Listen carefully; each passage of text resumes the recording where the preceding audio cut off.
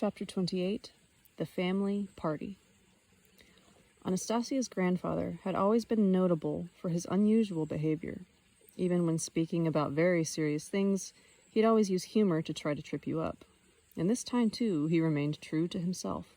When we came out into his glade, we saw Anastasia's grandfather sitting beneath a cedar tree with his legs crossed, looking intently at a staff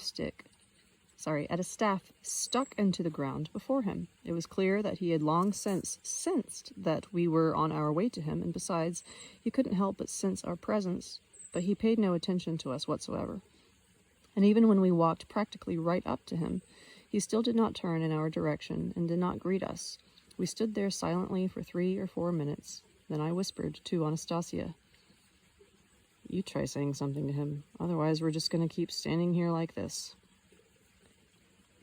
"All right, Vladimir, but I'm trying to grasp what he's up to here," Anastasia replied, also speaking softly. Then, all the same, she addressed her grandfather, saying, "We arrived quite a while ago, grandfather."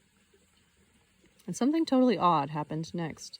Anastasia's grandfather, turning to the staff, suddenly said, "Due to unforeseen circumstances, I announce a 15-minute break."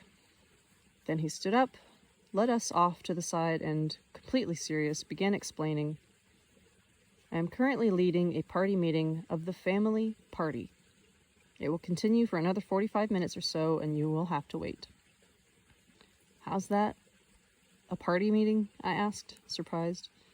"There is nobody here, and besides, the family party hasn't been constituted yet." "Well, not by you, it hasn't," Grandfather replied, "but I've constituted it for myself." "How's that? You constituted it? Who's joining it?" "I'm joining it all on my own, and I'm preparing for the convention." "What convention if there's only you and the party membership?"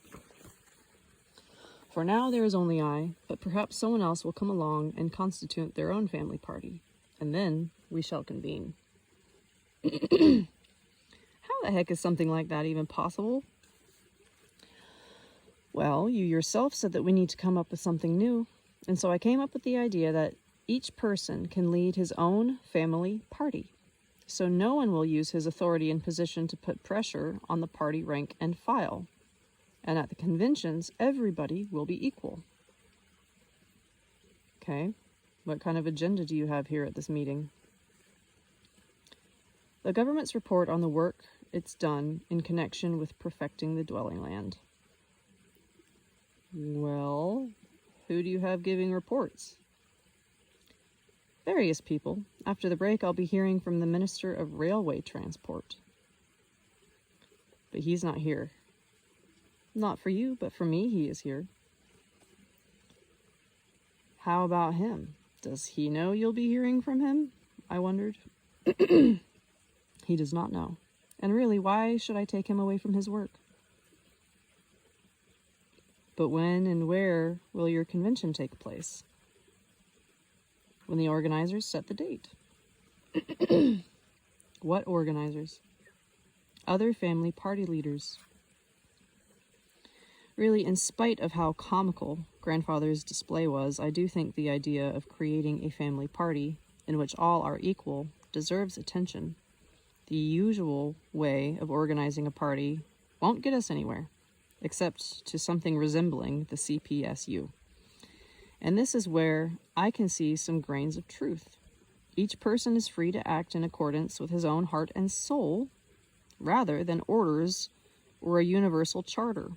Different party members can initiate the best actions and endeavors and advances. It seems to me that in this case, you'll end up with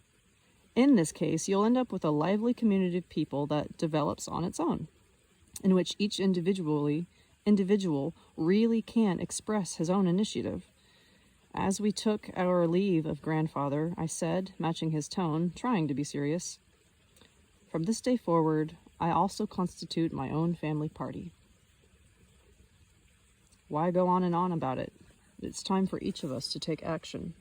Further developments connected to Anastasia's grandfather deserve a separate book, and I intend to tell all about them at a later date.